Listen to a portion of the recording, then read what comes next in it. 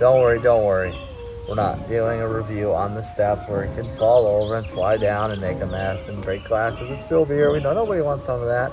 But I will introduce the beer here. This is called Wally C-137. I got it as part of that package from coming in second in last year's fantasy football beer influencer league. And I thought it was a sour because it's with hibiscus tea, but it's actually an IPA. So I thought it was one thing, and I'm going to be a little surprised. So let's see if I'm pleasantly surprised. Wait after the theme song.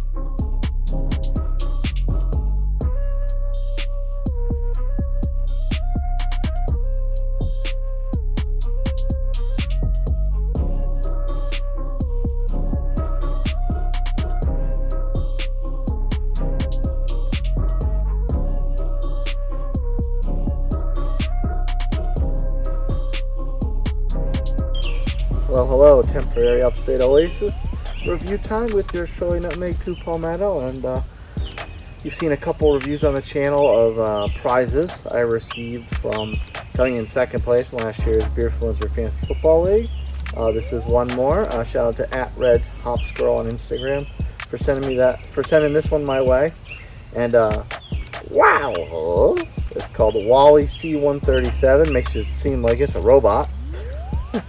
And, I'm looking at the can, bright kind of, lavender, lime green type of colors. I'm thinking, okay, sour, but it's got a flower on it, says hibiscus. And then I'm getting ready to actually shoot, and I look at it, I'm like, oh, India Pale Ale. Okay. So, a little bit of a surprise. I thought it was going to be a sour, but I guess not, and that's okay. Brewed and canned by Pocono Brewing Company in Swiftwater, PA, 4.1 alcohol by volume. So, also with that alcohol percentage, I would have not been surprised that it was a sour. That's pretty low for an IPA. Hibiscus tea, and on Untapped, actually lists the ABV slightly higher at 4.25. Check-ins, nothing to sneeze at, but not a huge number. 1,324 total, 1,250 unique, 1,119 rankings, 3.58, so pretty middle of the road, little above my kind of average for Mendoza line, and 20 IBUs listed, so pretty low there. Kettle soured ale infused with organic hibiscus tea, open top soured and dry hopped with citrus and Simcoe, grapefruit, sour and juicy. So I'm kind of thinking that this is kind of going to remind me a bit of a sour. There's a little bit of a bio on the can. There can't possibly be a universe where a Wally Wilson doesn't exist on some plane. Here's Wally from Dimension C-137. In this dimension, Wally takes on a profile of a kettle sour bathed in hibiscus tea leaves, tropical aromas and tart throughout the glass. Great, refreshing, and truly a different Wally, all caps. Looking for perfection, problem solved, no me-sinks necessary. Me-sinks? Me-sinks. Is that like a Jar Jar Binks thing, or a Johnny Five? Johnny Five is alive! Sorry, I'll quit with the pop culture references. Let's get some ASMR. So, smells like a sour. Ooh, yeah, it does. Actually, it smells a lot like a sour. Sure this is an IPA, Lisa? Holy cow. If you just gave this to me in a glass, didn't give me the can, or if I, didn't look at the can ahead of time before shooting this, I would have just gone in thinking it was a sour. And well, actually, interesting enough, Untapped has it listed as a fruited sour, but the can says India Pale Ale. Probably cannot see that, but it says India Pale Ale on the can, despite the Untapped saying fruited sour. So that's interesting. I mean, I get technically a sour is an ale, but obviously we don't necessarily think of sours as pale ales or IPAs. Color-wise, it does have kind of that passion fruit, grapefruit type of dark red color, almost dark amber, kind of in that brown ale, red ale kind of vein. but still with a big heavy red hue, like bright pinkish hue. So to me, it definitely looks like a sour. All right, with the aromatics activating from the pour. That's why you pour it out of the can, by the way. For those who still live in denial about this.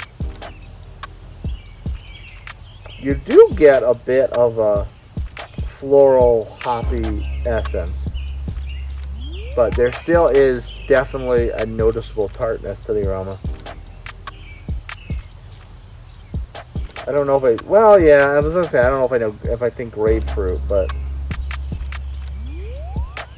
it's probably grapefruit. Grapefruit or maybe like a guava passion fruit. Your typical pog type of brew. So I think that head's gone down enough. Probably can't pick that up, especially once I put music on the video, but it's got a nice sound to the head, fizzing and bubbling, all that. It's very, very active.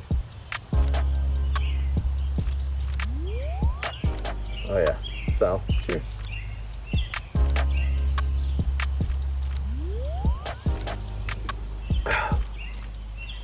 That is very sour. I would never guess this was an IPA. Well, at least according to the label.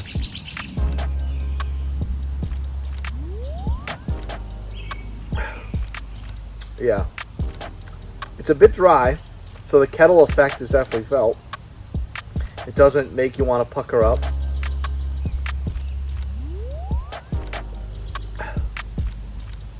So yeah, there is that drying effect. It has overall sour flavor. It has a bit of a drying effect on the back end. It leaves a very floral, that, you know, pog type of aftertaste. So solid, not bad, very light, very crushable. And as you can see, the weather is a bit gloomy today, so it's not too shabby, and it's hitting the notes it's supposed to. So I'm not gonna be complaining about that one bit. Top that off. There's actually a little bit more left. All in a glass. There you go. Cheers, friends. See you next time.